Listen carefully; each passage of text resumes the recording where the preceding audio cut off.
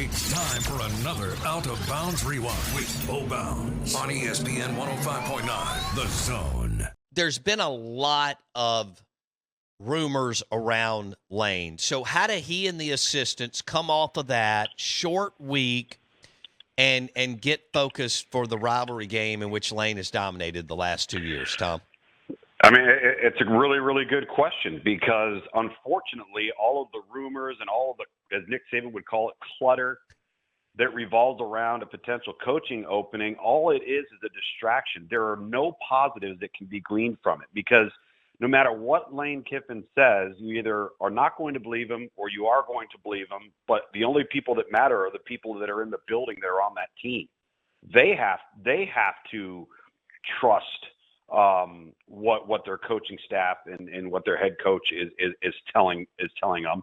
I think it puts their football team, their psyche, their locker room in a really, really difficult spot because these are things that the players have no control over, but seem to have a negative impact on the day-to-day when you're trying to prepare a game. And, you know, to me, that's dangerous. It's just, and it's unfortunate because you're dealing with young people, and as we all know, and as we saw this last week, you know, if you don't respect your opponent or you're not prepared to play, whether you're North Carolina, whether you are Tennessee, whether you're Ole Miss last week, I mean, holy smokes! And so you got to come ready to play week in and week out. One thing we've seen this year, Bo, is we have seen teams that didn't show up and it cost them. Yeah, and we've seen it each and every week. Yeah. What's he supposed to say? I mean, other than "I'm not going," which tells me, look, we've all entertained offers, except we don't have microphones in our face while we're doing it. And so really with where he is, Ole Miss is giving him a nice, healthy option, raise, extension. And most people believe that he's the number one candidate for Auburn. But it's really, Lugs, the only thing he can, other than saying I'm not going, there's nothing he can say. Correct. I mean, that's all he can say. And he can't elaborate. And he can't elaborate for two reasons. Either one, he could potentially be taking the job and he can't discuss details. Or number two, he has nothing to do with the job opening. All right. And so what he's telling you is exactly what it is. I mean, that's if you can only tell you what he knows, right? But then on the other side of the coin, if there are details or there's any legitimacy to it, he can't give details on it. And again, it just, you put yourself in his shoes, put yourself in that coaching staff's shoes, put yourself in the shoes of the players on that roster. You've heard me say this in recruiting. Players don't like uncertainty and instability, right? And now, because of all of this stuff circulating around the program, that's what you've created, and it's tough to prepare beyond that. Okay.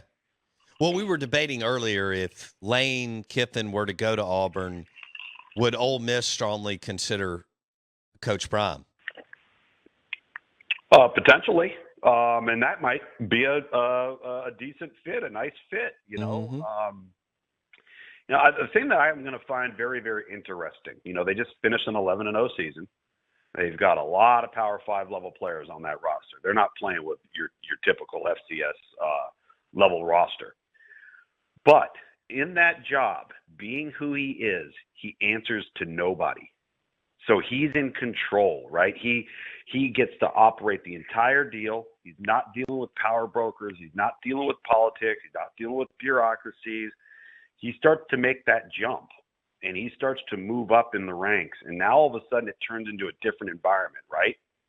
Mm-hmm. And he's his own man. He's smart.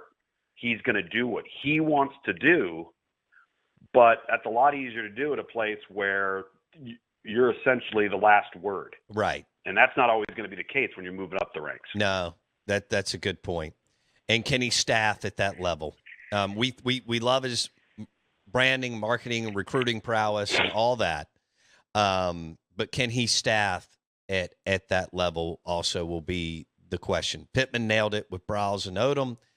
And that has given him, some runway and another, you know the drill, Luke. If you can get to your second contract, that's like a win for 90% of these guys because everybody's getting fired outside of, Saban, Smart, and one or two others at some point. Look at Coach O. We can fault Coach O all we want, but he did initially exactly what you just said. He got Dave Aranda, all right. Then he was able to get the offensive side done right, and he landed a quarterback. So he had the staff in place at that time, and the next thing you know, the staff changed and everything else changed. Don't miss one moment of the Out of Bounds Show with Bo Bounds. Weekdays 7 a.m. till 10 a.m. on ESPN 105.9. The Zone.